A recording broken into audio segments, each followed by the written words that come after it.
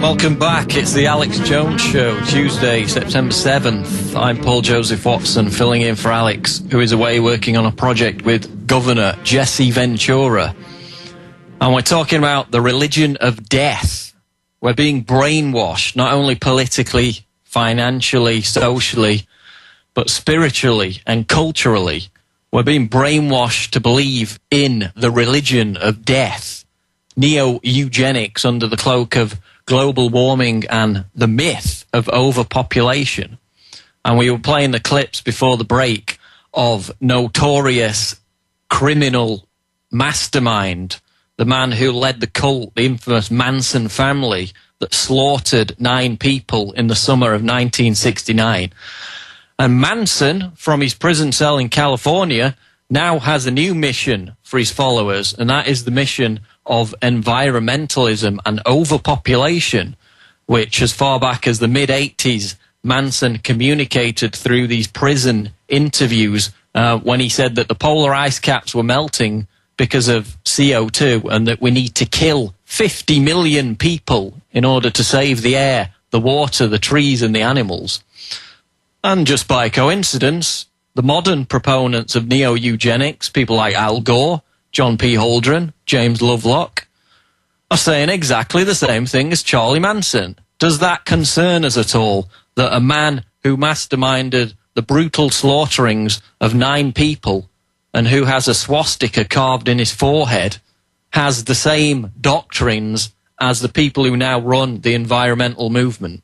Should that concern us at all? Let me know what you think. We'll take your calls in the next segment on 800-259-9231. That's 800-259-9231. So we played the clips of Manson, Charlie Manson, saying we need to kill 50 million people, and that's just a drop in the bucket of what's really coming.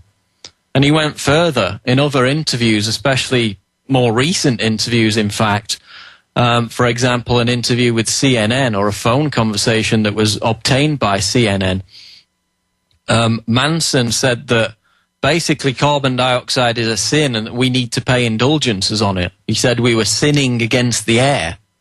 And all these documents and videos are linked from my article today on prisonplanet.com. So we see Charlie Manson embracing the same beliefs as Al Gore with the carbon tax. We see him embracing the same beliefs as John-P-Holdren with the mass kill eugenics policy.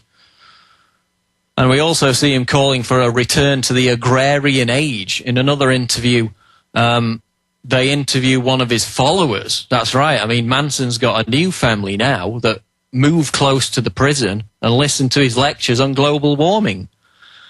And, quote, Charlie says we need to get back to the horse. That's what one of Manson's followers said. So now he's preaching that we need to return to the agrarian age, the pre-1700 pre-industrial age, which is also something advocated by an author called Keith Farnish, who is a top environmentalist, and he wrote a book recently calling for acts of sabotage and environmental terrorism in blowing up dams and demolishing cities in order to return the planet to a pre-industrial society.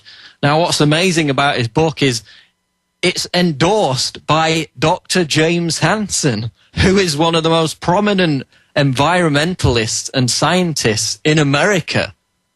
He's the NASA guy. He's the big NASA guy, James Hansen. He endorses a book that calls for demolishing industrial society in the name of saving the planet.